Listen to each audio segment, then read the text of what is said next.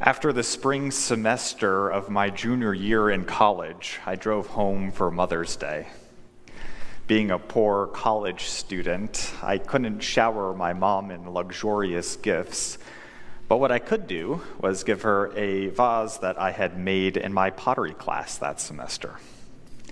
So I placed this huge, heavy vase in the back of my car and drove home.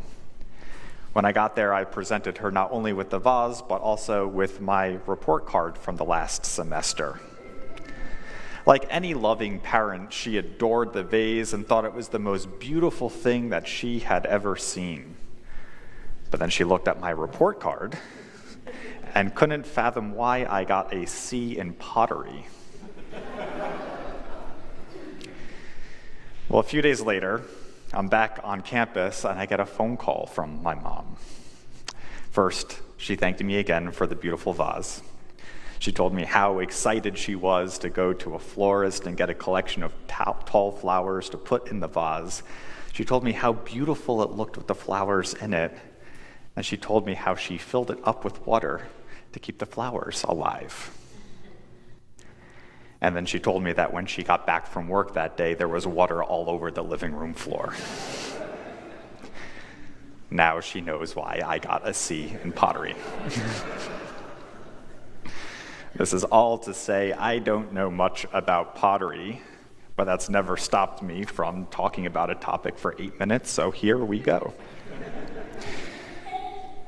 God calls Jeremiah down to a potter's house. And as he walks in, he sees a potter sitting at their wheel. The potter isn't happy with how the vessel is turning out, so they get a little water, collapse the clay on the wheel, and start again from the beginning. In short, it's a story of recreation. In Genesis, we hear that we are made out of clay and that God blew into our nostrils the breath of life, and so we became living beings. That was our story of creation. And then we know that things went south. We wanted to have the knowledge that God had. We wanted to have the power that God had. So in our hubris, we became resentful that we were not God. And so we wandered far away from the God-created paradise into our self-created land of desolation. This wasn't God's plan, and our own actions notwithstanding, we didn't want this to be our path either. But in the person of Christ, God turns all of this upside down. God no longer simply breathes life into clay. God divinizes clay by becoming incarnate in clay. Life and breath is no longer an accessory. Rather, clay is now the way, the truth, and the life. No longer is there a barrier of knowledge or power. We are invited into a life of co-creation with God, a promise for us to dwell in Christ and for Christ to dwell in us, and an assurance that through faith we will receive infinitely more than we could ever ask or imagine. And although we sojourn in this fallen world, at the end of our time, God's angels will guide us back to paradise, how it all was in the beginning, how it was always supposed to be. So what's the catch to this glory? Well, we have to want to be reformed, recreated by the potter. Each of us are a lump of clay on a potter's wheel. As the world spins round and round, as the potter's wheel spins round and round, we are daily given choices to stay as we are, or to acknowledge our need to be reformed. That's a fancy way of saying, are we ready to deny ourselves and be gently formed and guided by our heavenly potter? The answer might sound like an easy yes, but it's always harder than it seems.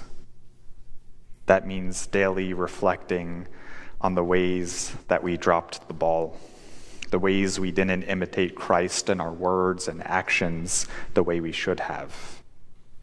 It means admitting we were wrong. It means asking for the grace to initiate reconciliation with those we have hurt instead of waiting for them to come to us. All really hard things to do.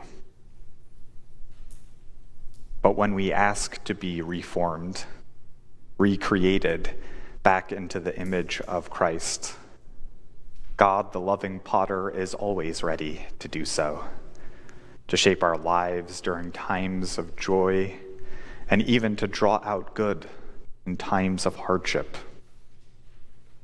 We see God forming us in times of joy as we are shaped into vessels that hold gratitude and adoration, as we take time to thank God for all we've been given and stand in adoration of God for the beautiful gifts that are set before us day after day after day.